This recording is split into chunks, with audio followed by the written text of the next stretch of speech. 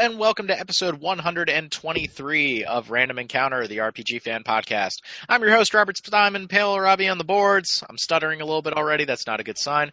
Joining me today is Derek. Oh my god, hold my hand. I think Ni no Kuni 2 looks amazing. Heemsbergen. How? Wow. See, sometimes you just project my feelings for me, but you're usually right. Damn, man. Ni no Kuni 2 does look really good. It really does. Like, it looks like it fixes every problem from the original, and by every problem, I mean combat. Yeah, like the last episode you were saying, oh, Rob, you should watch these trailers for Ni no Kuni 2. I think you're going to like it. Yeah. I'm going, I don't know, Derek. I don't know. Like, that game was... Ooh, that was a heartbreaker. And then I see this game where you actually control your characters, and right. You have, like, little minions doing your work, just like you were saying. Yeah, and you have little elemental listening.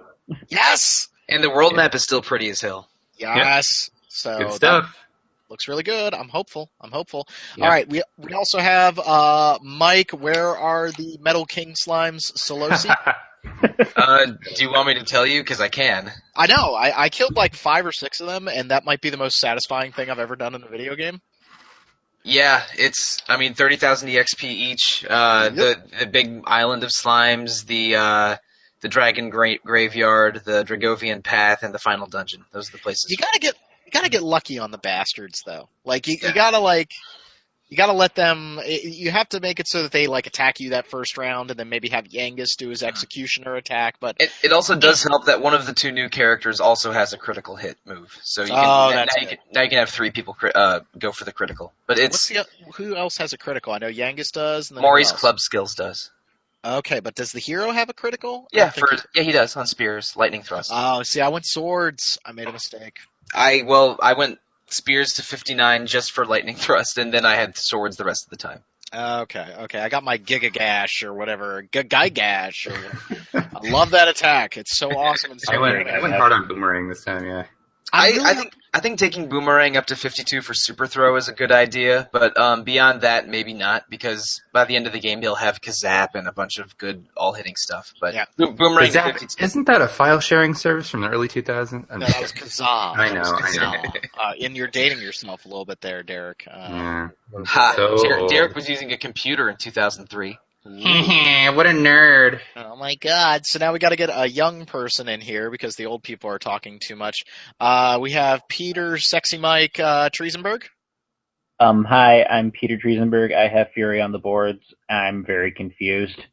I mean, when you first got into the call, Mm-hmm. we could see your lovely, visage, and you were like... I was feeling feelings, Peter. I mean, you were backed away from the keyboard, and you were kind of like giving me this lusty look, and it was like the sexy beam attack that Jessica... He was giving me some microphone realness, because he was holding one of those, like, hand mics. It's like, you finna give us a Super Bowl performance? What's going on? Yeah, that's just my default mode is Lady Gaga at the Super Bowl. I accept no substitutes. I like you more every day. When she jumped off the top of the stadium, I was like, okay, like why the hell not? Like, you're like, go on, girl. Yeah, like, you are just awesome. Like, anywho, I think we have video games to talk about, right? Right, video games. Maybe never heard of them actually, but you can try to convince me to have a conversation about it. Well, I mean, Nintendo has taken over the mobile world, right? So we clearly have to we clearly have to talk about Fire Emblem Heroes, right? We do, I guess. Ooh, oh no, Derek Kuhn, do you not like the Fire Emblem? I just don't like. I friggin' don't like gacha games, man. I'm sick of them. I hate random poll bullcrap. I thought I was sick. I thought I was sick of them, but I played Fire Emblem Heroes for the past week, a couple weeks.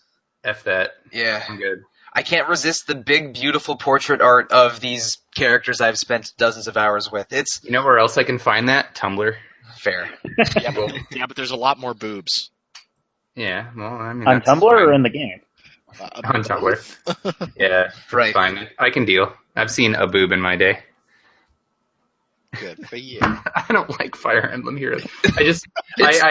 I am fundamentally against gacha games at this point because I've given so many the benefit of the doubt and be like, all right, you know what? This one might be okay. There is, Final Fantasy Record Keeper, Final Fantasy Brave Exvius, Mobius, Final Fantasy. Do you see I played 2 of those 3, including. I was on Brave Exvius for like 6 months. I know, man, but you go hard on stuff. I know, but this I thought I was done with gacha games after Brave Exvius, but I decided I decided to give Fire Emblem Heroes just a try, and it feels less obnoxious about the gacha than those other games. In part because it actually shows you the percentages of picking up 5 stars and 4 stars, and I was able to get some early success. Like I got some good pulls early, so I didn't feel the hopelessness of just never getting what I wanted. And I mean, the actual bones of it, it's like just a very lightweight version of Fire Emblem gameplay. It's almost all the battles are 4-on-4. It's like playing a pickup basketball game instead of a full NBA 40 minutes. I hear you, and I'm gonna let you finish. But no, I appreciate where you're coming from on that. Being able to, there's an appeal for sure to having a version of your game that you can play in bite-sized chunks, and especially like, this one actually has gameplay beyond like random draw kind of stuff, or just putting yourself on auto battle. And the game, it's far beyond the like record keeper auto battle, and I also think a little beyond the like Final Fantasy facsimile in Brave Exvius as well. Yeah, no, that's fair. I think saying no to gacha games is one place I'm actually comfortable making. I guess if you want to say making a stand for what it's worth, like I won't be another download for these types of games just because I really dislike them on principle and I've had enough at this point. But I mean, I don't think that it's like the worst thing to ever happen to humanity. I just really don't like gacha games. And also, to be fair, like I have not gone hard into this one like I did Brave Exvius, and a lot of that I think is because I know that we're getting more Fire Emblem soon. I mean, Fire Emblem Echoes comes out in May in the United States. Yeah. And I still need to beat Fates. No, you don't. I know I don't, but I know I talked about this a year ago, but I was a little let down by Fates. I'm hoping I get back on the Fire Emblem wagon with Echoes. The internet swung around hard on those games. I was let down by Fates, and I only made it halfway through Birthright. But the internet was all up like, oh my god, new Fire Emblem, it's amazing. And I think we talked about this 2 or 3 episodes ago.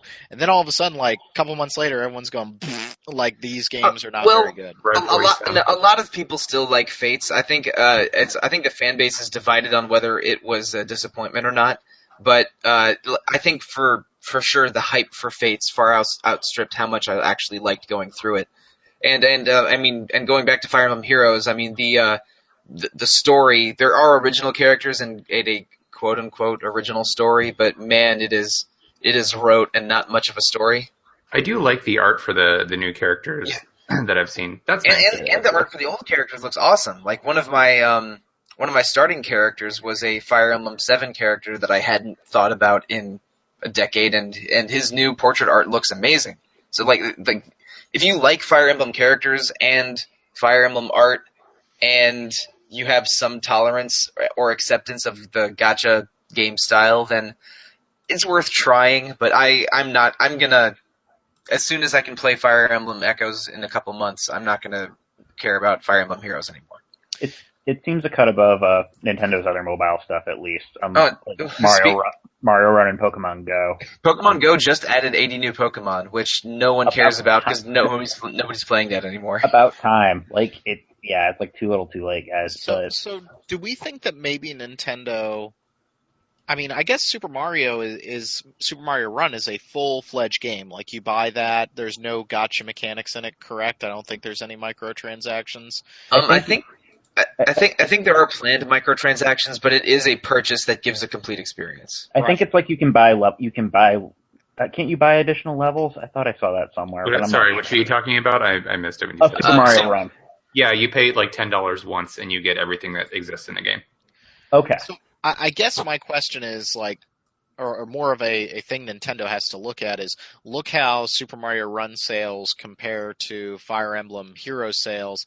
Look and see how much more money they get out of each. I mean, if this goes to the whale argument of a couple of whales are making it so that Fire Emblem Heroes makes way more money than Super Mario Run, then we're going to see more of these gacha-style mechanics. Right. Well, I think there's just flat-out more potential for money-making in a gacha game because you can have players pay into it an unlimited number of times. Right. But also, like, Nintendo is popular enough and cell phone games are widespread enough, they can experiment with different types of pricing schemes and, do whichever one seems right for each project. True. Also true, yep. I just don't know. I really don't know what they decide to do. The gotcha mechanics. My only real experience with that was the little bit of time I spent playing Let It Die, and we talked about that a while back. I despised that game, and I saw the microtransactions right away. It was kind of funny to watch the internet turn on that game too. People were like, "Oh, this thing's really, really interesting," and actually, the gotcha mechanics aren't bad. And then it gets insane. Yeah, well, I think that game has a really good core, but yeah, the gotcha mechanics are a big problem. And for me, the gotcha mechanics for the 3 gotcha games I've played at length, there's always a bit of a break point where you run out of ways to consistently earn the currency that gives you more drops or more rolls. And once the flow of that currency becomes more of a trickle, then the game sharply dives in how much fun it is because the reward stream is that much slower. Yeah. So I didn't quite get there with Fire Emblem Heroes. I still have story stuff, and they released a few more story chapters a week ago in the patch that let you that added Ephraim to the pool of heroes. But so it's I hadn't quite hit the break point for Fire Emblem Heroes yet, but I know it's out there. I know there's going to be a point where I'm just not going to have fun with that game anymore, which is all right because I've spent $0 on it. But yeah, it's a gotcha game, and all of the strengths and weaknesses that come with gotcha games are definitely present. Mm-hmm. Mm-hmm. Yeah. Yeah. Yeah, but I'm considerably more excited about Fire Emblem Echoes because in terms of the Fire Emblem series, I find that I've become less of a fan of them since I can't talk today, since Awakening.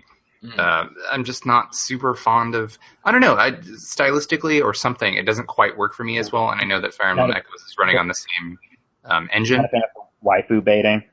No, not at all. Yeah. I'm not sure if they're going to do that as much for Echoes, because Echoes is a remake of one of the NES Fire Emblem games. I really hope they don't, because that was what turned me off of Birthright, was that it doubled down on the worst aspects of Awakening. Go ahead. No, they're trying really hard to, they've uncovered a model that really appeals to people, and that's finding characters with either relatable or amusing traits that each player can pick and choose favorites with, and then take that a step further and pair them up with other characters that they like. So in creating this model that so appeals to people's very specific personality likes and dislikes, I think that a lot of the characters have become one note. So I guess I just miss, and Fire Emblem has never had the deepest story or characterization ever, but it always felt a little bit more political than it does now. So I just miss older style ones. I adore a lot of the older Fire Emblem games, and I even played translations of a few of the Japan only ones. But for Fates seemed like Peter said, it doubled down on some of the more of some of the less fun parts of Awakening, and the maps are good, and the relationship stuff is fun if you're into doing that a lot. And sometimes I do enjoy doing that a lot. Me too. But, I don't even mind it. I just don't need that to be the core. The characters feel weaker, and the story felt so weak. I never was in what's the word? I never got attached to the story in the game at all in Fates. Me neither. Yeah, because it feels so throwaway. It's very much, as we've said before, the term that keeps coming up is Saturday morning cartoon writing, right, where everything is super predictable and there's just no depth really, and you're supposed to believe incredibly ridiculous things like the actual demon ruler of this country somehow having a redeeming personality. It's but he's our father, he would never. No, he's murdering people in front of you, but he's our dad. And he's actively trying to kill the main character while the main character is trying to help him. He looks like Ganondorf. Come on. Can we? I want to go back a step because I know you guys were talking about how it's a waifu simulator, and just to kind of branch that with something that I'm doing, I have never beaten Persona 3. I know, it's part of my eternal shame, and I'm in the process of trying to beat Persona 3 Portable on my Vita.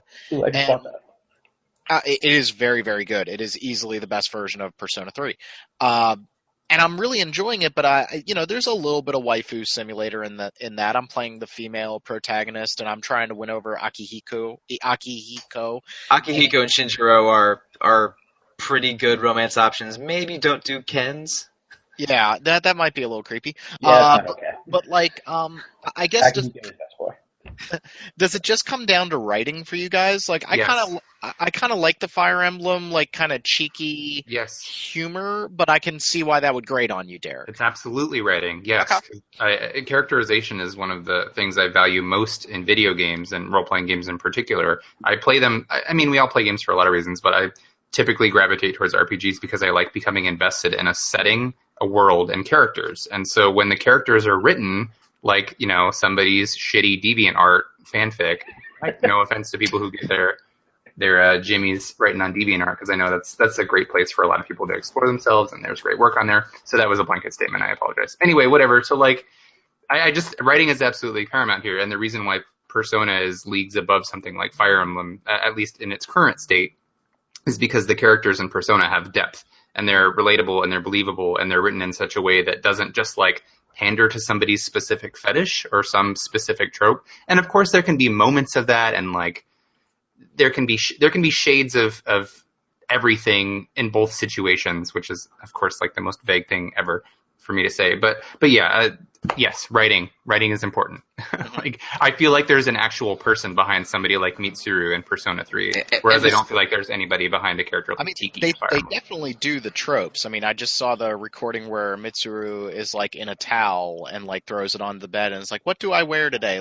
Those tropes are there, but I think the characters are fleshed out so much that you can overlook that. And at the same time, because this is a three-dimensional character and not a two-dimensional character, when that character has some semblance of sexuality or something, it rings far more true. I'm remembering the in Dragon Age Inquisition, the Cassandra love interest, that actually felt real because she was so awkward when you actually fell in love with her. Yeah, she was awkward and guarded, and and part of it was cracking the facade a little bit, and the dialogue was well written and good.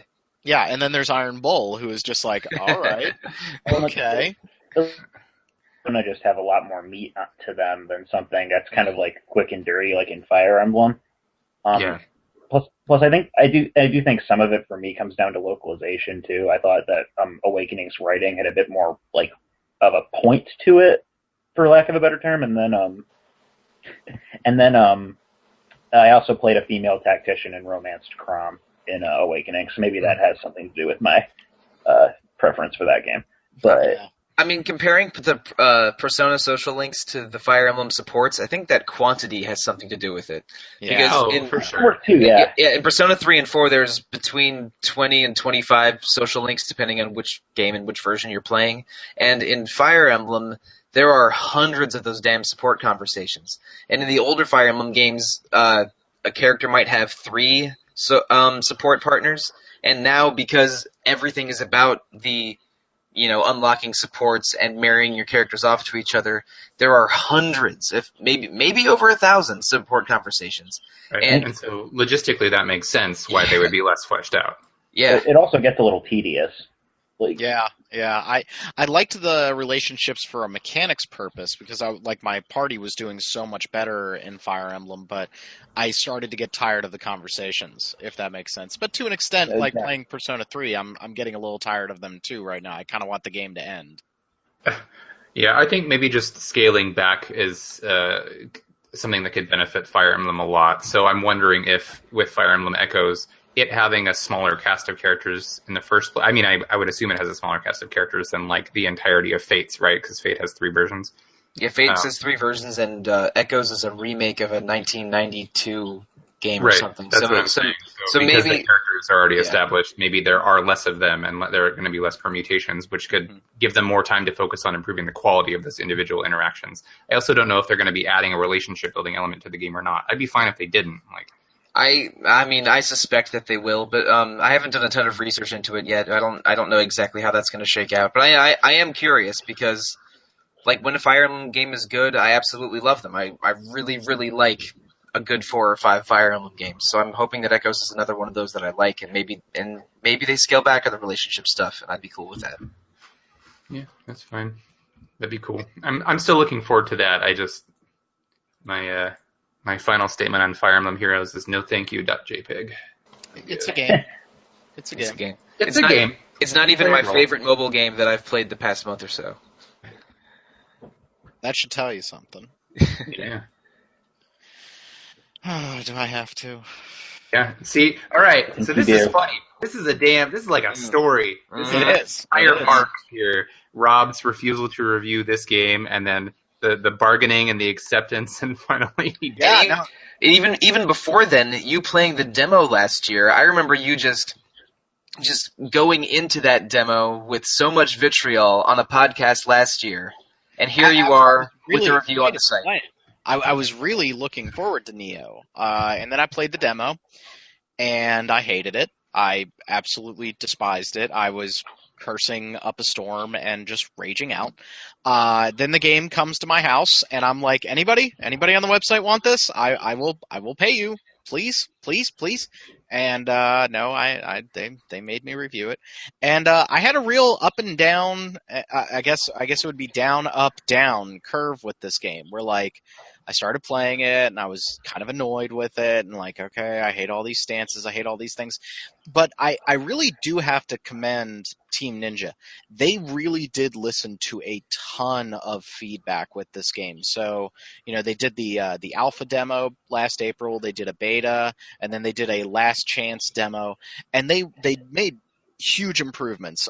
Loot no longer has durability, which was like a freaking godsend, because when you had durability, you would like break a sword after you swung it 5 times. Like, it was ridiculous. I think Derek said something to the tune in his preview of like, durability only works in like survival horror. Like, do not do it anywhere else. And you're right. The camera is 10 times better than it was in the demo. If you go back and watch the original alpha demo, the camera is like on the ground behind William, so like you can't see anything that's going on. They just gave you the Dark Souls camera now. Like slightly above him, tilted down toward the ground a little bit. They just went with the full-on Dark Souls camera, and the game is way, way, way better for it. And then the enemy placement was way better. Instead of throwing you into these scenarios where you have to fight 2 or 3 guys where the combat system can get really dicey, overall the character placement was really good. So like you were rewarded for like noticing people and pulling enemies. And I really started to get into this game. I was like, I hit a height of really, really, really enjoying it. But there are, as I said in my review, there's a couple things that are really killing it for me. I don't think the level design is very good. And I know that's often a subjective thing, but there was way too much amazing amounts of confusion, like where do I need to go in the level? I'm not sure if I've been down here before. Everything kind of looks the same in a level. Like it looks very palette swappy, like, oh, this part of the cave looks exactly like this part of the cave. And since the levels are all just levels, nothing is interconnected in this game from level to level, that kind of takes away some of the grandeur that Dark Souls is known for. And I think that works against the game a little bit. The other problem is that it kind of runs out of stuff to show you. Like, after about 20 hours with this game, I was like really digging on it. I started to figure out the combat. I was having a lot of fun. But you flat out run out of enemy types in this game. Like, after you reach the 3rd area of the game, you have seen every enemy type that they're going to throw at you. And when your game has more bosses than standard enemies, that's a problem. Like, that's a serious problem, that there's like 24 or 30 bosses in the game, and there's really only 20 types of enemies. That's a problem. So you end up fighting the same enemies over and over again with massive hit point pools. So that got boring. And then there's the bosses, which I can't say on the podcast how I really feel about them. I mean, they're they're just garbage. Like that. Like, they're just garbage bosses. Like, fighting a boss for 5 to 10 minutes and chipping away at its health bar, and it's got a bunch of one-hit kill combos or things that will stun lock you. And so it's just rote memorization and praying to God that they don't use that move on you 2 or 3 times in a row. Like, that's just not fun. Like, there's nothing. when I'm playing a Souls game, like I feel like a badass at a certain level when I really figure out a boss. In this game, it was just like relief of I never want to play that again. So you had like this. I'm really enjoying the regular one-on-one combat, even though it started to get very repetitive. But the bosses are like the asparagus that I have to eat with my steak. Hey, asparagus is good. Okay, No, Brussels it's not. sprouts. Brussels sprouts are good too. No, yeah, and put a little bit of salt and pepper on the Brussels sprouts, and they're just fine. No, you're all wrong, Peter. You are all right. wrong. Peter, you are right.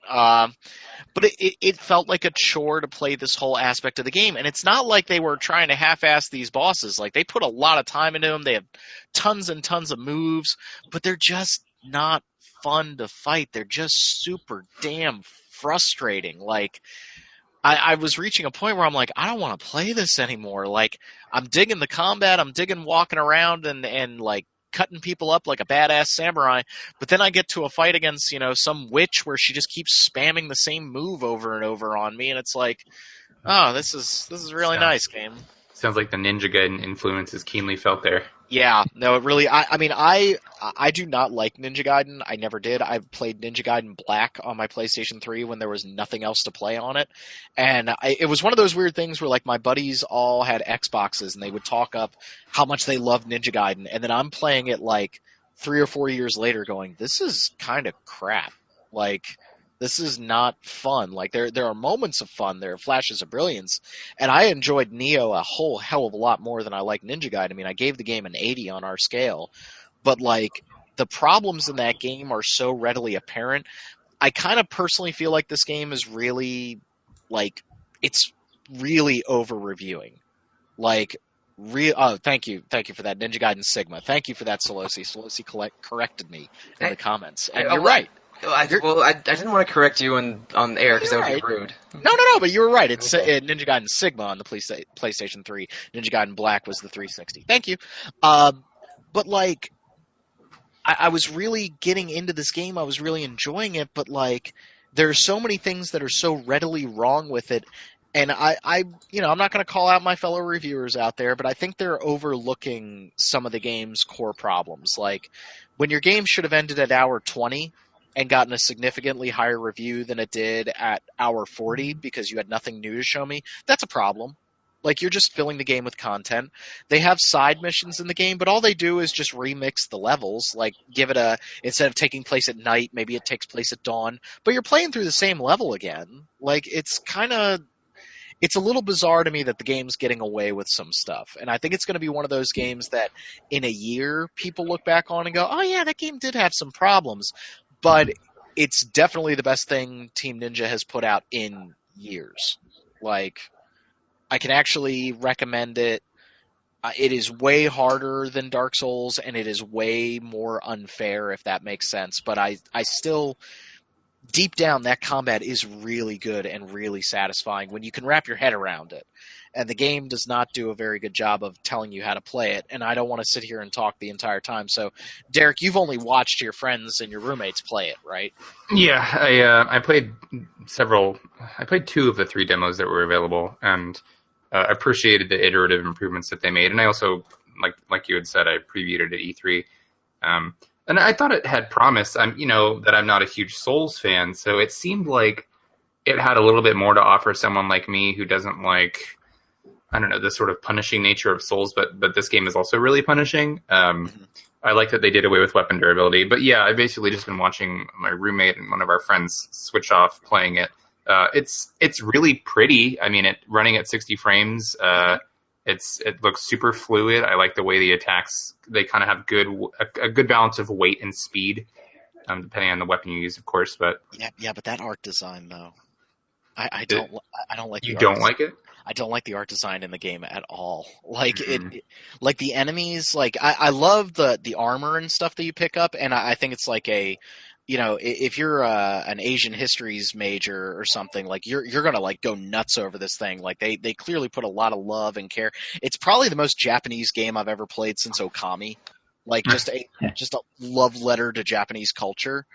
But I just the art design, like I don't like any of the enemies, and it's really dark a lot of the times, and it just I don't know. There's nothing grand about it or like even disturbing about it. It just kind of looks like a comic book. It looks like a 90s era comic book. I don't have a judgment so much on that since I haven't played it too much myself, and I like the more Japanese aesthetic because I'm, a weeaboo. But I like the environmental design a little bit, but like the enemies are just kind of kind of mooks. That's reasonable. Yeah, I mean there are just a lot of dudes in armor, right? So. Yeah. And eventually, like, I reached a point where none of the regular enemies could do anything to me because, like, I'd played them so many times. So, like, all you were doing was just throwing these massive enemy hit point pools at me. Like, the last couple yokai enemies that they throw at you, they're the same damn yokai that you've been killing from, like, the first level, but now it just takes, like, 5 combos to kill them instead of 2. That's just, that's lazy design. It really is. The game's got 20 hours of stuff to show you, and I put that in my review. It's got 20 hours of stuff to show you, and then it doubles it. And I would, in a heartbeat, play DLC for this game, like some new enemy types, some new challenges. It's also weird that they'll use, like, a new enemy type, like, 2 times. So there's, like, this ghostly female character that you fight. Also, hats off to Team Ninja for cutting down the boob stuff in this game. Like, they're actually... Like, you got a couple characters that show a little bit of thigh, but it's nothing like Dead or Alive or, like, Ninja Gaiden Insane Boobs. Like, I kind of respect them for that. Like, having a little bit more restraint with this art design. But there's, like, this really cool, like, female ghost enemy, and I think I fought her like 4 times in the whole game, and she's somewhat interesting, but like they use her once or twice and then you go back to fighting the same yokai over and over again. I'm all good with seeing boobs and nudity and all that kind of stuff. That's totally fine. It's just like if it's purposeful or not. Right. And this game does a much better job of like not just having, the ninja walking around like or like what was the blonde hair girl in Ninja Gaiden who just looks like a dominatrix? Rachel? Yes. I don't even. Yeah, I mean, even she's whatever to me. I don't know. When I think of something that's a problem, I think of like. Have you seen the way that they're rebooting Bomberman for Japanese arcades? Oh yeah. Okay. No, like that's what I'm talking about. And I'm like, come on, can you not do that? Rachel just looks like what I would want Jackie to wear, like on Valentine's Day. So okay, it's like, that's fine. It's extremely distracting to like watch that in a video. I'm like, that doesn't even look comfortable. But I get what you're saying. Like the Bomberman thing is. The Bomberman thing is maybe a little bit more crazy. That's like when I talk about this kind of stuff, like that's what I'm pointing at. You can have fair. like boobied enemies in your video games. That's fine. Like, just not like. I'll be interested to hear how much further your roommates play Neo, because I think you. Oh well, one of them is like the most stubborn bastard in the entire universe, so he will platinum it. So it's just a matter of time. I mean, they will hit a. It's weird. If the game had ended at like hour 20, I probably would have scored it much higher. And I think that's I've said that a couple times with a couple of games in recent memory, like Shin Megami Tensei. Yeah, like there's been a couple of games where I'm like, you didn't have to do that. You didn't have to give me 10 to 15 hours of more rote, repetitive combat. Like I was actually okay with this game ending. There's something to be said about the importance that developers are putting on pacing in games these days, because it seems like some games kind of shoot their load early and then leave you with like the remnants of whatever other ideas they had at the end, which is of course another very sweeping statement that I'm here like making without substantiating with a bunch of evidence. So, but like I get that feeling too, and I bet if we looked at an overall trend that we could, or if we looked at data, we could find an overall trend. Yeah, I think even Resident Evil 7, which was only like a 12 to 13 hour experience for me, there was like an hour and a half, 2 hours that the game could have lost. Like, it could have cut that part out, and it would have been a little tighter for it. And I think you saw that reflective in some reviews. I was just really shocked to see some of the, like, super high scores for Neo. I was like, I think people, like, if you really get into the loot system in that game, that can probably make you real happy. I know Jim Sterling really hit on that. I found the loot in the game to just be a hassle. Like, I'm not going to sit here and look at 3 or 4 different stats on this piece of armor. Does it give me more defense? Okay, that's all I care about. Like, the numbers, I'm sure they're playing a huge part, but at the end of the day, I just needed to take more damage and give more damage. Those were like my two. It was very Diablo 3 in that respect of like, are the numbers going up? okay, then I don't care about any of the other stuff like, oh, this is increasing my key recovery by 5%. That doesn't matter. I need to be able to take another hit. You know what I mean? Like, that's the more important thing. And maybe that really changes with New Game Plus. And don't get me wrong, if you adore Neo and you think I'm completely wrong, there is a hell of a lot of Neo. Like, you will play the crap out of this game. And hats off to you. Like, that's awesome. But I reached a point where there was nothing else for me to really do in it, and I just wanted the game to end. And that was about a little bit past the halfway point of just, okay, now I'm just fighting bosses.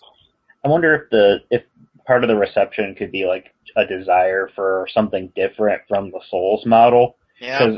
Because I know you've mentioned this before, Rob, but we're on like the fourth medieval fantasy Dark Souls game, and Neo does offer something different. Although from the way you're describing it, it sounds like it kind of took some of the wrong lessons from Dark Souls.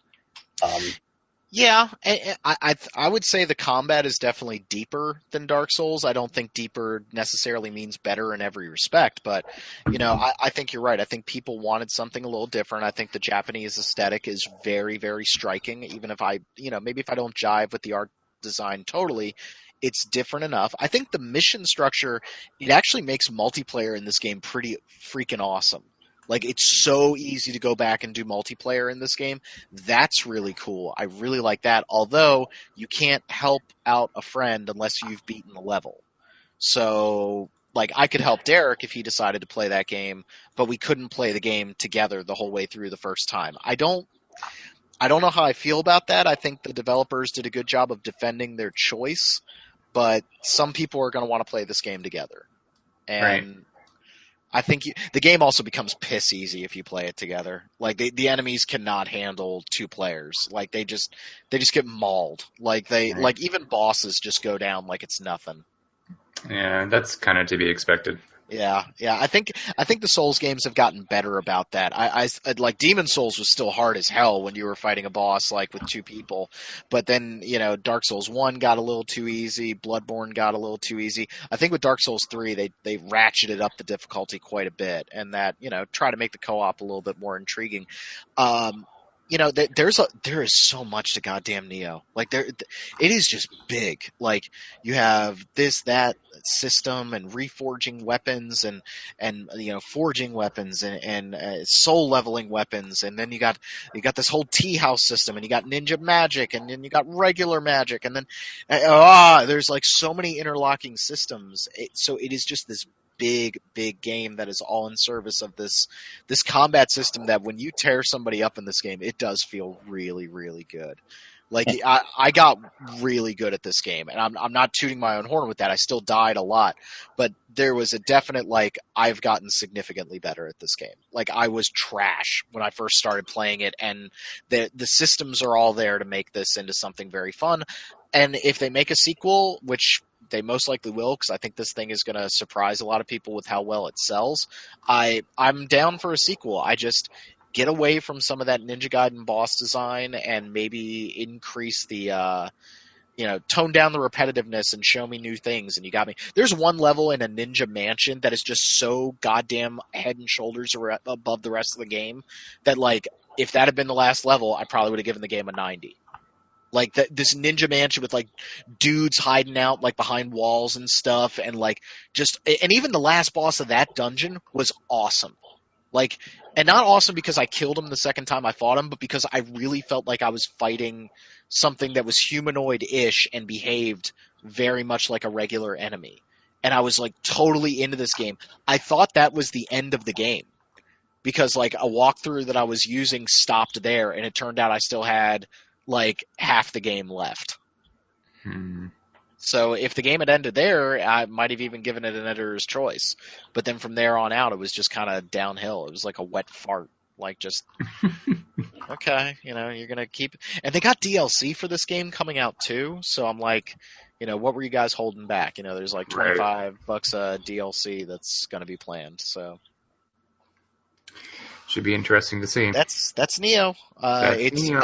I mean, don't get me wrong. I'm really happy I ended up as wrong about that game as I thought. I thought that game was going to be like Lords of the Fallen, hot garbage, It is way more competent than that. It is super fun when you figure out the mechanics. I think it lacks a lot of pacing, and the bosses, I can't speak about. Because you will rupture a blood vessel. Well, my eye is twitching right now, so that should tell you something. Oh god, the last boss in this game is just such. He's got an attack that he can do from off screen that's like, well, I hope this doesn't hit you, or else it kills you in one shot. Oh, that's always fun. Yeah. Goody. Yeah, remember how much you hated ROM and Bloodborne? Yeah, this is like 10 times worse. Like, yeah, I didn't make it that far. like, oh god, it's just, I don't know. It's a game that's got some problems, but I'd like to see a sequel. And I've been saying that about a lot of games lately, but it's cool. I dig it. I just never want to play it ever again. Sounds like refinement is the angle here. Yeah. I mean, just refine a little bit. Also, if you are going to play it again, Derek, go to low stance, because low stance is like the only way to dodge in that game. And so I was getting hit like constantly, just going like, what the hell, man? I dodged through that. And then I go to low stance, and it's like, oh, this is where the invincibility frames are. Oh. I really wish I knew that. Like, yeah. Man. I'll check it out. It's anything. Yeah, playing that game, even if it is frustrating, is going to be leagues better than the last game I played, which was Digimon World Next Order. And I like honestly don't even want to talk about it because I'm going to have flashbacks. Oh my god, man. Your review was like the single greatest thing I've ever read for the site. I just wanted to say that. Thank you. It's a pretty crappy review. It sounded like you had much more fun writing the review than actually playing the game. I did. I figured if the game was that miserable, I should have some fun talking about it. Just like, suffice to say that Digimon World Next Order just came out, and it's the latest in the Digimon World series. Apparently there are 6. I didn't realize there was anything past Wasn't this one a remake of an older one? No. It's new. It's just in the style of the first one for PlayStation 1. I see. So whereas Cyber Sleuth, which came out like last year or the year before, is more of an actual traditional RPG, and it's made by some of the people who worked on Wild Arms, which explains why it's good. Cyber Sleuth is more of like a straightforward RPG. Digimon World is really heavily focused on the creature raising angle, so it's all about like training up your Digimon and getting the correct evolutions that you want. But it's so hands off. Like, you spend most of the game training your Digimon by clicking what kind of stat you want to raise in menus, and then you go out and you fight AI controlled battles, and then your Digimon die of old age and you have to start all over. Like, it's not good. It's not fun. People apparently like it because there are 6 of these games in the series, but I do not understand. I think the 4th one was a co-op like action RPG, so I'm not sure it's the style that's drawing an audience. But I don't know, man. Apparently people buy them for reasons unbeknownst to me. They must. I don't know. We've been covering that Next Order on news for a while, and never quite knew what to make of it, but I was kind of pulling for it. It looked okay, and then I played it, and wow. Like, I don't think I've ever struggled to push through a game that I've reviewed for RPG Fan more than this. Because there have been other games for you, Derek. I know. There have been games where it's like, man, this kind of sucks, and I don't really want to sit down and put some time into it. But this was a damn struggle. Like, every time, it was so stressful, and like, I dreaded turning the system on to play it. Can I interest you in a game called Lucius? You can. I remember you talking about that. At least you get to, like, isn't that the one where you play as a demonic kid or something? Yeah, oh my god. It's just Hitman, but it sucks. Didn't they make a sequel? Yeah. Hitman as Babby. Yeah. No, I'm good. I'm good. If you really, really like Digimon, maybe you'll like this game, but probably just go play Cyber Sleuth and forget this exists. That's the good one, right? Yeah, Cyber Sleuth is fine. And it has art by the Devil Survivor artist, so it's pretty decent. Although for some reason every girl in the game is like a quadruple D, and I don't understand. That's still consistent with the Devil Survivor artist. Yeah, that's what I'm saying. Yeah. Yep. It's whatever. It's just like, okay, everybody in this world must drink their milk. Like, I don't know. Apparently, gravity doesn't exist in the Devil Survivor world. Yeah. So don't play Digimon World Next Order. Do play Gravity Rush 2. We're not covering that at RPG Fan, but I picked that up and I'm enjoying that quite a bit. No, go ahead. No, I was gonna say it's like it feels like a long lost Studio Ghibli title, which even though like it doesn't have quite the same art or aesthetic. It's like very steeped in Japanese culture, and it's like jazzy and fun, and I like it a lot. What were you gonna say though? Oh, I was just going to do a complete sidebar and say that the reviews for Logan just went live, and everybody is saying that it is like the best thing ever. So I'm so excited. yeah, I cry every time they show that trailer with the Johnny Cash song. Like, that ain't a good sign. Like, that's not a good sign. I'm just bringing tissues to the goddamn movie theater. Like, Might as I'm well be sorry. prepared, right? I'm sorry, man. Music gets me. Like, if the music is good, that's the reason why that scene in The Force Awakens didn't do anything for me. It's because the music just blew ass in that scene. Like, I thought that bit was good, but that's another discussion. the But moment where Rey got the lightsaber is what got me. that was perfect. Yeah, I started crying next to my dad, who started crying. Like, that was 2 generations of Steinmans started losing it. Like, Yeah, the whole theater erupted into cheers. It was great. that was pretty cool. Tears came to my eyes when I watched Creed for the first time 2 years ago, and How good was that? he starts getting up to the old Rocky theme starts playing, Oh man! and it cuts to scenes of Apollo Creed. If a scene and the music are in perfect harmony, then it gets me right in the emotions. Yeah. And that first trailer for Logan, I was just like, holy crap! Like, It's reviewing really well too. It looks like it's good, which is comforting. yeah, because the last good X-Men movie we had was First Class. So. Oh, you didn't like Days of Future Past? I liked it, but it wasn't. There was a lot of wasted space in that movie. And Days of Future Past was good, but it was messy. Yeah, and also That's Bryan Singer cannot direct an action scene to save his life. He made Superman uninteresting. Yeah, try that. He might. Well, I think that the time stood still scene with Quicksilver in Days of Future Past is one of the best. That was good. It was one of the best parts of any X-Men movie. So that was pretty good. I agree. And Nightcrawler scene in X2 was also phenomenal. Yeah, that is cool. So then Apocalypse happened, and Oscar Isaac looks you took Oscar Isaac and made him into, what was that Ooze guy from the Mighty Morphin from Power Rangers? Ivan Ooze. Yes. Yep. Also, that Power Rangers movie looks way better than it has any right to. I do not understand the hatred. I have complicated feelings about this. Okay, get it out. Let's do this. The marketing is awful. Sorry. Oh, come on. I actually think it was a smart move to make it a little bit like an American superhero movie, with giving the kids a specific origin and having them be sort of outsiders that meet with this perhaps just due to circumstances. But it reminds me of the worst parts of the Michael Bay Transformer movies because of how joyless the designs are. Like the old Power Rangers show, like the costumes and the monsters have an element of camp, and they're colorful and silly while also being action-packed and fun. But this is like they're just doubling down on huge, sort of like grim, dark mecha, and there's none of the camp or fun. I would have preferred a modern interpretation of spandex to what they're doing in the movie. Speaking of spandex, I'm sorry to cut you off, but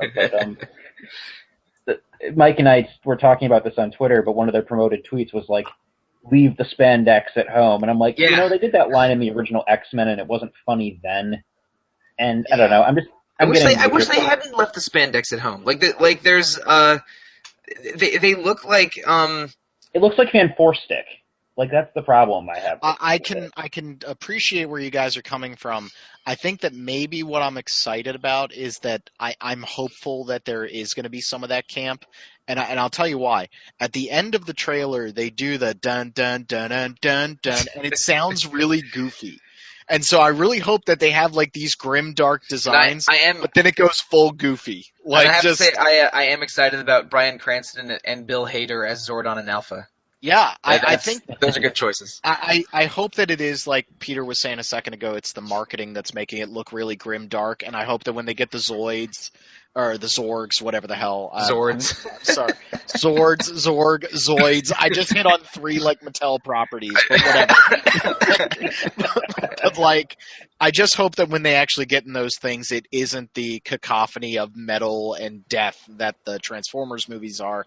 I want it to be like campy fun, and I think it might get there. The thing is, I think that the original design of the Daisugen Megazord is just awesome, and the new one just looks like a twisted metal nonsense.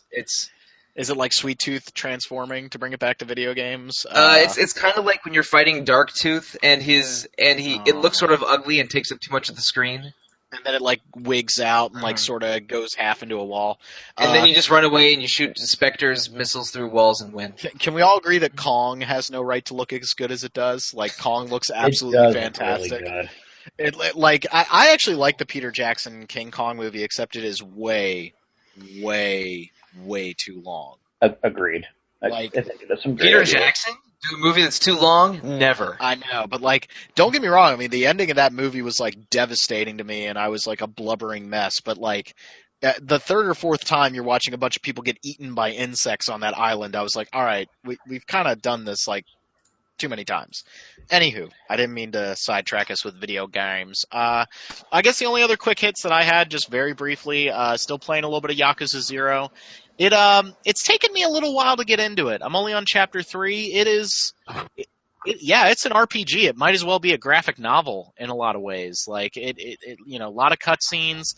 I love the tonal shifts in that game. Like you go from like really gritty, like, oh, you betrayed me, to like teaching a dominatrix how to dominate people. Like, it's a goofy ass game, but I like it. It also took me a while to get my head around the combat. It's so loose. I really wasn't expecting that when I first started playing it. But you're not playing it to be perfect at the combat. You're playing it to like smash a Yakuza's face into like a street sign, and that's neat. I'm digging that. Can't go wrong. Yeah, no, it's good. And then Dragon Quest VIII, beat it, and instead of spending the rest of my life playing it, I think I'm gonna bow out for a little bit. I also beat it, but that. nope, I'm not going to bow out. I have some Dragovian trials and some new 3DS dungeons ahead of me, and I'm having a lot of fun still. I have not started it yet. It's very quick. If you speed up the battles, you can get through it in about 35 hours. That was my clock, with just a little bit of extra grinding. I did a lot of unnecessary grinding, and my run time was about probably 45 hours, but I was taking my time. Yeah, it is to have the battles sped up that fast. Like, I think my first time playing through Dragon Quest VIII, it took me like 80 hours. So the wonders of modernization on video games. Like, if you can cut out some meaningless animations I'm going to see a billion times, do it. And you can avoid random encounters. Seek out the random encounters you want. That makes going after metal slime so much easier. And every time you level up, your character heals all of their HP and MP, which was not true in Dragon Quest VIII original. So now dungeon runs are a lot easier to survive through. Nice. Yeah, I never beat A on PS2, so I'm excited for the opportunity.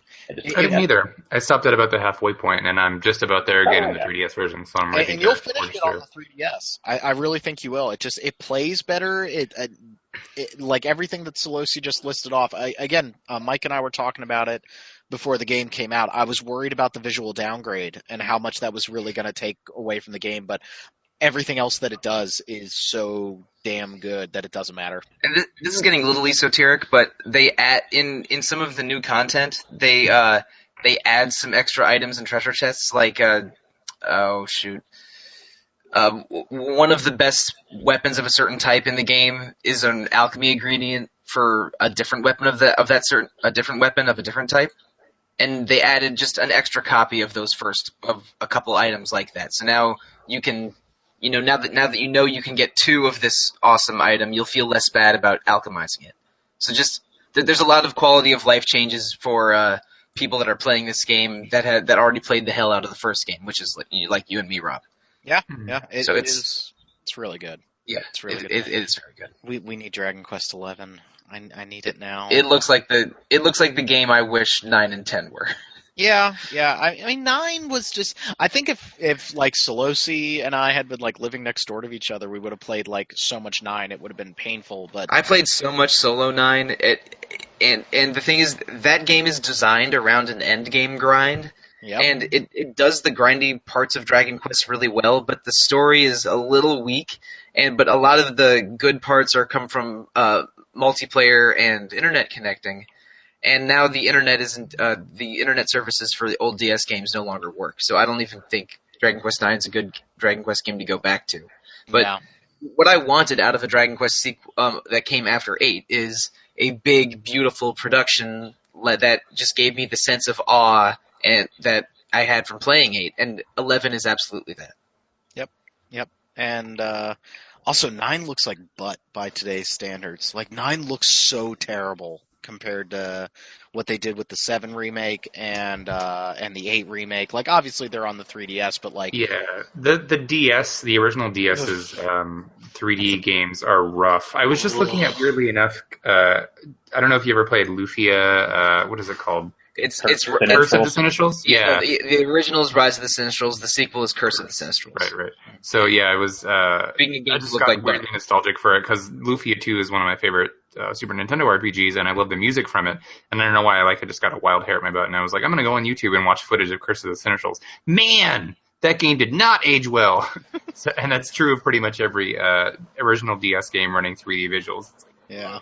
I played the DS version of Tales of Innocence many years ago with a translated on a flashcard with the translation, and man, just even the sword swipes look worse than a PS1 game. Yeah, it's not DS pretty. version of FF4, guys. Yeah, Which is that's a good not pretty version of the either. game, but it doesn't look good. I will take the PSP FF4 sprites over the Oh yeah, DS. those are beautiful. I Right? love the sprites in Final Fantasy IV Complete. Yeah, That's the the fact, That's the PSP version, right? Yeah. yeah, and Okay. the fact that we never got an FF6 in that style is. I know. I would play a 5 or a 6. Version. I would play a 5 or a 6 just like that. Instead, we got 6 with that awful mobile style. That's Let's like, it's not. all washed I just out. say Yeah, all of the PC and mobile versions of those games. like It's so what- bad. like it just looks like a watercolor nightmare. Like just, I get what you guys were trying to do. You're trying to make Amano's artwork work, but no, like, ah. Yep. yeah. I was listening to an old podcast of us, and that moment where I proved to Derek that the guys were in the car in the Final Fantasy 15 art. Oh yeah. That's still like a highlight for the show. Is just, Oh yeah. just- there. I still need to play that, but I keep waiting for them to fix it. Oh, so speaking of FF15, actually, if you guys ever decide to go for the platinum, make sure you're at the right level to fight the Adamantoids, because it's not fun. Yeah, Doesn't that fight take hours? It took me 2.5 hours. Nope. And That's like an The MMO problem- raid. the problem is the combat is just straight up isn't built for an enemy that size. Like it's not like there's slowdown or anything, but you're just going to constantly be clipping through the model, and it can't even really hurt you. I was 20 levels beneath it. That's the only reason, and it still never killed me. It has one big attack that's super telegraphed and easy to block, and you're just going to clip inside the model. And Yeah, well, I'm even reminded of there's an Adamantoise or I forget if they call it something else, I don't know why long the gout. long GUI from 13. Is that what you mean? Yeah, long GUI, thank you. That also sort of wasn't really working well with the system because every character to hit melee would have to do this absurd jump up to its head to start hitting it, and it was like, what is this? It's And the you same had to deal. actually rely on weird timing to be able to effectively kill it. So It's the same deal, and I get what they're they want you to use Noctis's warp strike to get up in its face, but then the targeting gets all messed up, and it's like I don't know. I did the platinum for 15, and overall I have really positive thoughts on that game, but that fight is a slog. yeah, I feel you. Yeah. Well, I think the last game we have to talk about. No, we don't talk about that series anymore on the podcast ever since Steven left. So we don't. No. I feel as though you're trying to muscle me out of some Kingdom Hearts talk here. I think I want to muscle you out of a game series that hasn't been relevant since 2005. Birth by Sleep's been out later than that. All right, I'll give you Birth by Sleep. When was that? 2008. Yeah. Okay. This is coming as a surprise to me that there's ever been a good Kingdom Hearts game. Oh, Mike- so close. Mike, so we are close. not now. getting the Essential 10. You shut it. All right, I'm gonna mute my mic until further notice. No, wait a minute. I have fun with Kingdom Hearts, and I love bagging on it because it's a very easy target. But I did like It is. Kingdom Hearts 1 and 2 quite a bit. Well, I agree. My love for the series is sometimes hard. And I was reminded of that with the latest collection, 2.8 HD remix, whatever the heck. It's probably the weakest HD collection of the bunch, and it's also the most expensive, which is weird. Thank you, Square Enix. Well, like for the first collection, it was $40. You got Kingdom Hearts 1, which is good. Chain of Memories, the remake, which is fine, and the second collection is even better because you got Kingdom Hearts 2 and Birth by Sleep. And then this one you get Dream Drop Distance, which is, I'll get to that. The 0.2 demo, which is get it? 2.8 plus 0.2 equals 3. Thanks, Namira. Which is a good bit of fun and kind of a nice little nod to where the series might be going with Kingdom Hearts 3. And a collection of cutscenes that are also done in the Unreal Engine and kind of lend some background on the Keyblade War. And again, they introduce a new little plot MacGuffin that'll probably be relevant in Kingdom Hearts 3. So, like, as a fan, there's some intriguing stuff that kind of ties it all together, but it's Dream Drop Distance is just such a weird game. Why do you say that specifically? Because of like the way you traverse with? I don't actually have as much of a problem with the traversal mechanics as some people do. I think so. In Dream Drop Distance, you have a mechanic called flow motion that lets you kind of rail grind and wall jump and do all this anime movement stuff, which is kind of fun at first until you discover that it breaks the level design completely. Because I found out pretty quickly that you can infinite wall jump using flow motion, and that can get you over basically any platforming challenge. So that's just kind of broken. And then the real problem I have with the game is that there's just too many mechanics. You have like little pets that you raise for party members, and that's kind of weird. It's like Pokemon and Me, where you have to pet them. You had to pet them on the bottom screen of the DS.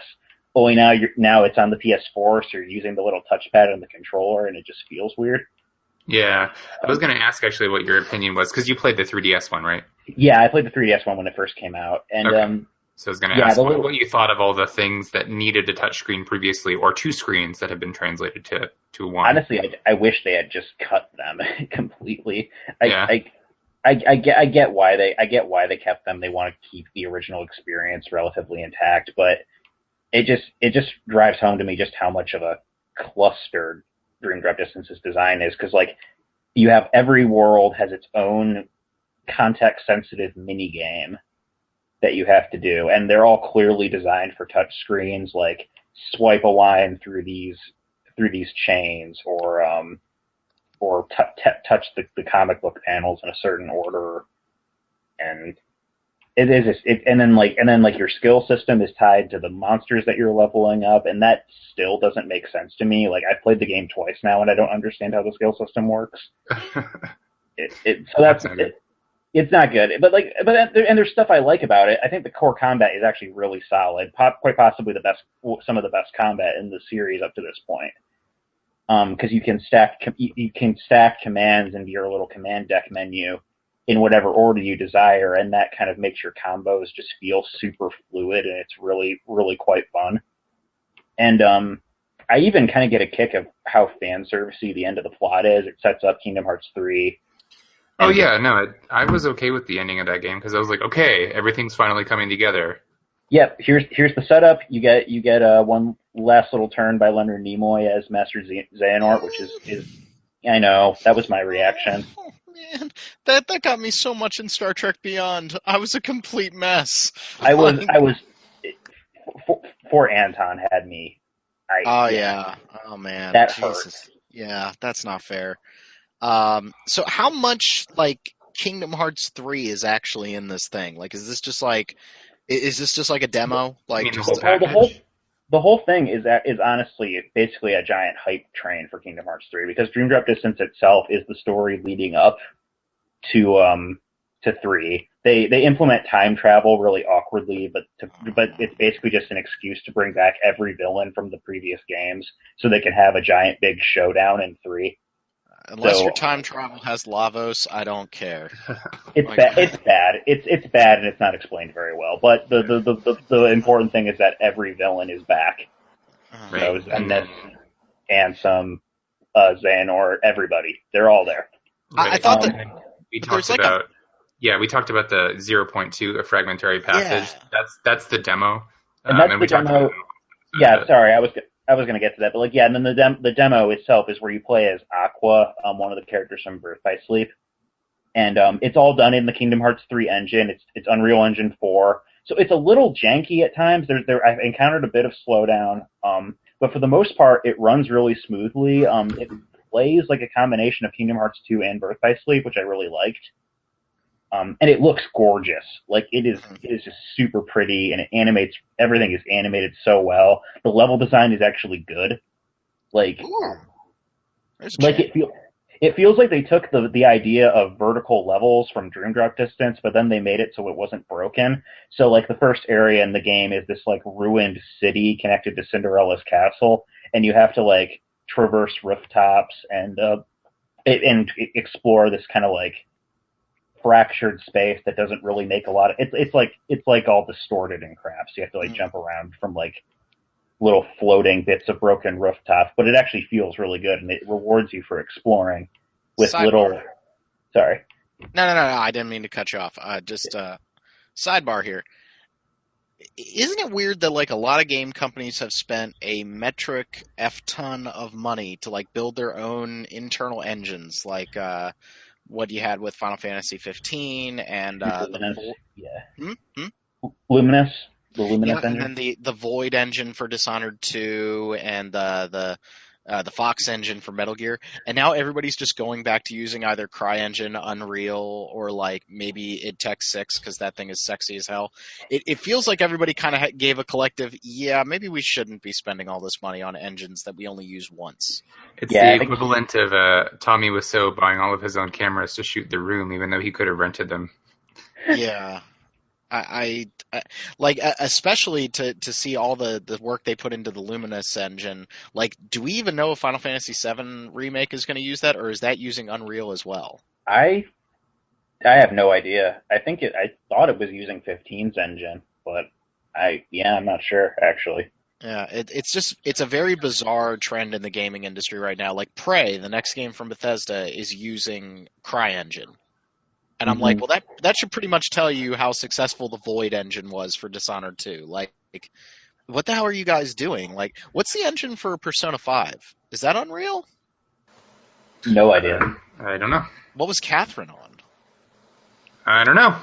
I don't have the answers for you. If only we were doing this on some kind of device where we could look up all the answers to our questions. But it's just this weirdness of like, are we really going to go to an age where all we do is just develop games on 3 or 4 primary engines? Catherine uses the Gamebryo engine. That's Grand Theft Auto, isn't it? Yep, it's Grand Theft Auto, Bully, Dark Age of Camelot. Really? It gets around, and I think Persona 5 was a proprietary engine that was building on what Catherine did, but I'm not positive. Persona 5 isn't using the Catherine engine. I'm checking that. Interesting. Okay. I'm sorry. I didn't mean to detract from Kingdom Hearts. For them to go to Unreal was so, like, shocking. I remember with that first Kingdom Hearts 3 trailer, we were all like, really? Unreal? And I think that's also, is Nier using Unreal? To the Googles. Sorry, I should be doing this, but I'm laid back and very comfortable. Persona 5 is using its own engine. Okay. And what a weird world. I don't know, man. I can't quickly find the answer to that question, so we should probably move on with the discussion. Sorry, but so Kingdom Hearts 3 looks like it's going to be badass when we get it in 2020, is what you're telling me. Basically, right. It'll be good. I'm looking forward to it too. The demo plays super well. It's definitely an exciting little taste for it, and the cutscenes and the little cutscenes they included are really pretty. It's very pretty. Is it just going to be incomprehensible to me since I haven't played a Kingdom Hearts game since 2? Yeah, it might. Yeah, unless they go really far out of their way to make it, like newbie friendly. I mean, because even the demo for 0.2 is like, what? And I've played every Kingdom Hearts game, so like I followed it just fine, but there's a lot going on. It's the same deal. And in all honesty, like the setup for the story is not that complicated. It's like there are bad guys, we have good guys, we need a key to open the door to Kingdom Hearts, whatever. Go fight. Wait, we're still trying to open the damn door to Kingdom Hearts? I thought Billy Zane did that in the first one. No, that was. I distinctly remember that. That was a different. I distinctly remember him opening the door. It's not Billy Zane anymore, unfortunately, and it was a different Kingdom Hearts. But it was Billy Zane, damn it. It was Billy Zane, and he was the greatest thing in that game. How the hell did he get his clothes changed so fast? Like, I just wanted to, like, oh, Billy Zane, I love you. The Phantom is a good movie. I don't care what anybody says. Yeah, he's not in this Kingdom Hearts game because he's sitting on all that pile of Phantom money. I would say he's the new KFC Colonel. Is he really? Yeah, he's the one in the gold commercial. But they use Norm Macdonald and Daryl Hammond for KFC. They have like a new colonel every 6 months practically. Yeah, but like I thought I recognized the voice, and I don't think I wanted to think that was Billy Zane. You guys ever seen Tales from the Crypt Demon Knight? If not, no, I've only seen Bordello of Blood and the old show. Well, you don't want to watch Bordello of Blood because now that Dennis Miller has gone like alt-right crazy, he's a little nuts. But like Billy Zane is in this movie called Demon Knight, and it's actually really, really good. And he is so flamingly over the top in it; it's amazing. It's like all that energy that he used in like Titanic. I hope you enjoy your time together. He's just going for it, man. And the Phantom is good. Okay, it gets a little stupid in the last 20 minutes, but that's a good movie. Damn it. I'll take your word for it. Yeah, then when it turns into crystal skulls with lasers, it gets really stupid. Everything is better with Billy Zane in it. That movie has crystal skulls. Nobody has ever pointed that out to me. There's a bad movie that takes place in like the 1940s or 50s, and it has crystal skulls. We should have known. We should have seen this coming, Spielberg. God damn it. All right. So we're all excited for Kingdom Hearts. When do we get it? Like never. Not this year, and probably maybe hopefully next year. I still think we get the first piece of Final Fantasy VII before this. It could be. Although the way they were talking about the 7 remake made it sound like it was way farther off, like that they were, and to an extent I can see why, because I know they have like absurdly high expectations to live up to from certain segments of their fan base. They have 20 years of blue balls to live up to. All right, this is going to be impossible. But like they said in this interview that they were polishing up the opening section that they showed. And like that looked pretty polished to me, so like I'm like, I feel like the reason they're making multiple installments obviously is to recoup cost as they do it. This thing's gonna be expensive as all hell. Yeah, no kidding. If like in Final Fantasy 15 it turned out to be a success, it broke even on release day apparently, so that's good for them. Yeah. So I'm hoping that I hope it does walk. Like, but it's just it's hard to tell. Two of my favorite franchises as a kid have made pretty big comebacks with Resident Evil and Final Fantasy 15. So you guys have played Resident Evil 7, right? Yeah, I watched the Let's Play. It's really good, isn't it? It's really good. Pretty cool. It's a good game. I keep arguing with Steven on Gmail about whether or not the Resident Evil 2 remake is going to play like this game or like the original, and I would not be surprised if they went to the first person view. Have you seen the trailer for it's still Resident Evil, right? The CG trailer for Vendetta, the new movie? Oh. It's good to know that they haven't forgotten Resident Evil's shooty bang bang side anytime soon, and Leon's face looks Leon looks like Brendan Fraser with his Resident Evil 6 haircut in that movie. It's terrible. Keep it as far away from Resident Evil 7 as possible. Like, just keep it away. Like, no, please don't do that. Am I gonna feel like I'm just watching Encino Man with some zombies in the background? Hey, Sean Astin is brilliant in that movie. And Pauly Shore just ruins all of the goodwill created by the other actors. Yeah, that's true. Pauly Shore in the Army Now. Does anyone remember In the Army Now? Do you guys remember Biodome? Oh God, that's a bad movie. That's or Jury Duty. Oh, oh, that might be the worst one. I remember. I saw Jury Duty on Comedy Central once, and I wanted to cancel my cable package. It was so bad. You know what movie has aged really well though? It's not Pauly Shore, but it is Brendan Fraser, and it was on the other day. Airheads. Oh. That has aged very well. I remember when that came out, but I haven't seen it. Steve Buscemi's in that. Chris Farley's in that. I was worried you were going to say Dudley Do-Right for a second. No, that was. I liked George in the Jungle. Damn it, that's the first date I ever went on with a lady. I was very excited. I was in like 6th grade. You know what the last date I ever went on a lady with was to see Dungeons and Dragons. Oh no! Which Wayans was in that? Oh man, no wonder things turned out the way they did. Is that the Uwe Boll joint? Yeah, no, Uwe Boll. No, I'm not thinking of Dungeon Siege. My bad. Yes, that's in the name of the king. Dungeon Siege. Yeah, wrong dungeon. We must dress our wounds. It was the 2001, apparently directed by Courtney Solomon. Oh man, that's a bad movie. Yeah, I mean, I'm just saying it's no wonder things went down the path they did. I'm trying to think of what the first movie I went on a date was. Well, mine was George of the Jungle. Well, was it? It wasn't with Jackie, right? You said first date? No, first date. It was 6th grade. That was way before Jackie. Okay. Yeah, I think I remember. I think I saw Bandits with Billy Bob Thornton in it. Wow. Yeah. Wow. I was 15, maybe. Last 2 movie hits. The Lego Batman movie was absolutely amazing, and you better say John Wick Chapter 2. John Wick Chapter 2 was. Mm-hmm. Dude, he killed a lot of people. The body count is insane in that movie, it's like 177. It's stylish hyper-violence, and it's exactly what I wanted. They found more people to kill after the first one. How is that not the Max Payne movie?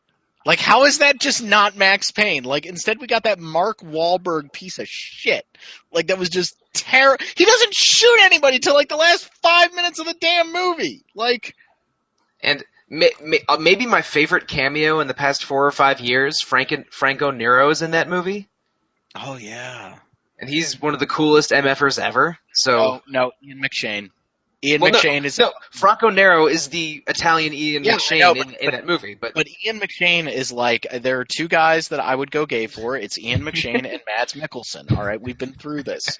We had this exact conversation a month ago. Yes, we did. Alternatives. Every time I see Mads Mikkelsen, like now they have that gif of Mads Mikkelsen like in the makeup from Doctor Strange, like doing air guitar, and I'm like, I love you even more now. Like, you are just the best thing ever. He's the man. He is. And Death Stranding, whatever the hell that game is, Mads Mikkelsen is in it. So I'm going to be slightly aroused the entire time I play that game. Whatever that game ends up being. But somebody was saying it's supposed to be like Shadow of the Colossus, except with like military, and I'm like, I don't even what? Huh? What? I'm intrigued. I think that game's a 2020 title, so and it will be on PlayStation 4.5.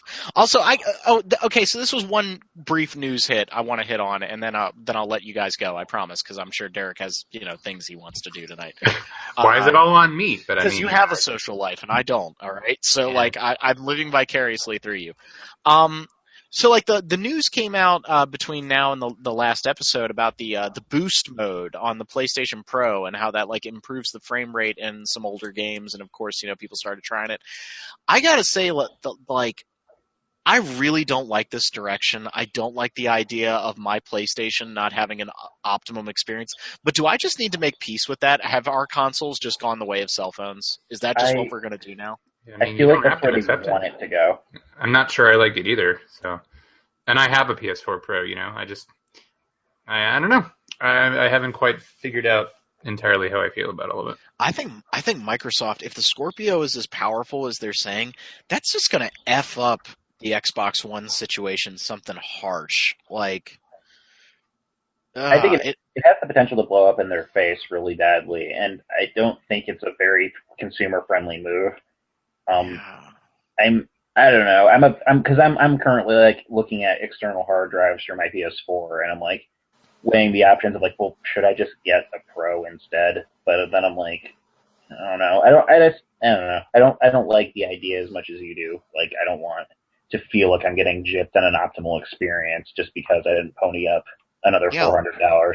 Like, I'm nervous to play Horizon because I have a PlayStation 4 original, and like, I don't have an HDR TV, so I'm not worried about that. But if like the frame rate isn't as good, like, and I feel like it's going to be one of those things that gets worse with time if it takes off. Yeah. And then there's going to be the PlayStation 4.5, but there is one nice thing that I'm hoping for, which is that with this new architecture on the systems and being so much more like PCs, I'm really hopeful that this means that backwards compatibility is not going to be an issue anymore. Because I am one of those guys that likes to play old games. Like, I really, really do. I just bought a copy of Nier on my PlayStation 3, and my PlayStation 3 is in our bedroom, so I'd have to play upstairs on our little tiny TV in the bedroom, because I'm not going to just plug in the PlayStation 3 downstairs on the big screen. You know, like that, and I get it. It's because the PlayStation 3's architecture was, Cthulhu magic, but like, I'm really hopeful that now that we've reached some kind of standard, that the PlayStation 5 will be backwards compatible with PlayStation 4, and in that case, if it makes the games play better, I'm okay with it.